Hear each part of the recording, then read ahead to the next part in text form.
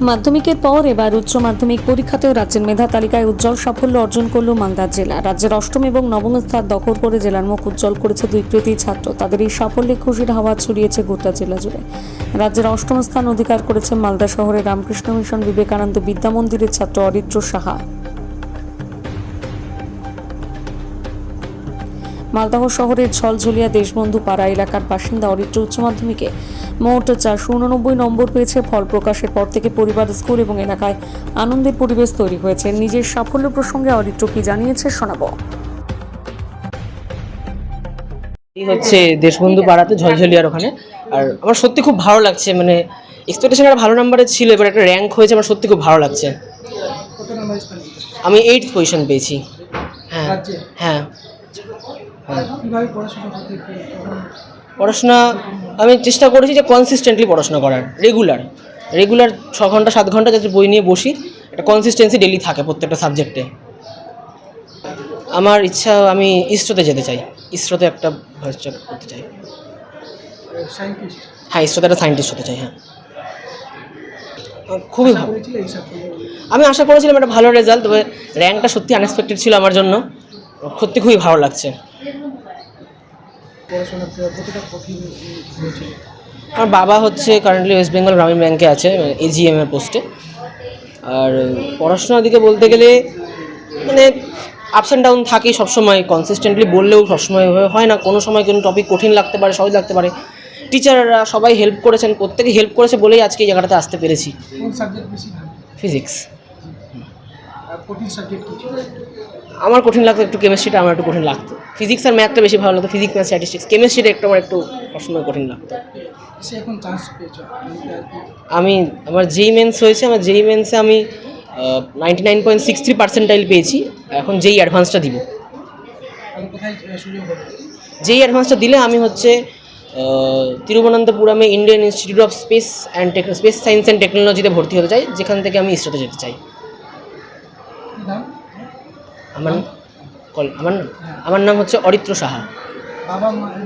বাবার নাম হচ্ছে তুষারকান্তি সাহা, আর মায়ের নাম হচ্ছে তনুশ্রী কুন্ডু। অষ্টম স্থান অধিকার করেছে এবং আমার রাজ্যে, এবং আমার খুব ভালো লাগছে। না, ছেলে নিজের পড়াশোনা নিজেই করে, কখনো আমাকে সেইভাবে বলতে হয় না। ও নিজের পড়াশোনা সম্বন্ধে নিজেই সবসময় সকাল থেকে যতটুকু পড়তে হয় সেটা পড়ে, তবে অতিরিক্ত হয়তো পড়েনি কখনো, কিন্তু যেটুকু পড়েছে সেটুকু তার সাফল্য অর্জন করতে সাহায্য করেছে। সে তো সায়েন্টিস্ট হতে চায়, ওটাই ওর স্বপ্ন। হ্যাঁ, আমরা চেষ্টা করছি, ওর সঙ্গে সঙ্গে আমরাও সবসময় আছি, পাশে আছি। আমার নাম তনুশ্রী কুন্ডু। আমাদের এই বিবেকানন্দ বিদ্যা মন্দির মালদা, এই রামকৃষ্ণ মিশন বিবেকানন্দ বিদ্যা মন্দির মালদা এবারে 101 জন ছাত্র পরীক্ষা দিয়েছিল উচ্চ মাধ্যমিকে। সেখানে রাজ্যের মেধা তালিকায় আমাদের একটি ছাত্র চান্স পেয়েছে, অর্থাৎ মেধা তালিকায় স্থান পেয়েছে। অষ্টম স্থান পেয়েছে অরিত্র সাহা। অরিত্র সাহা এবারে 489 নাম্বার পেয়েছে। আর 101 জনের মধ্যে 90% অ্যান্ড অ্যাবাভ পেয়েছে 37 জন, আর 75 অ্যান্ড অ্যাবাভ পেয়েছে 87 জন। আর সকলেই প্রথম বিভাগে পাস করেছে। কেমন লাগছে, কেমন পড়াশোনা ছিল সেই? অরিত্র পড়াশোনা খুব ভালো ছেলে। ও যখন 5-এ ভর্তি হয়েছিল তখনও অ্যাডমিশন টেস্টে প্রথম হয়েছিল। আর এমনি পড়াশোনার দিক দিয়ে খুব ভালো ছিল।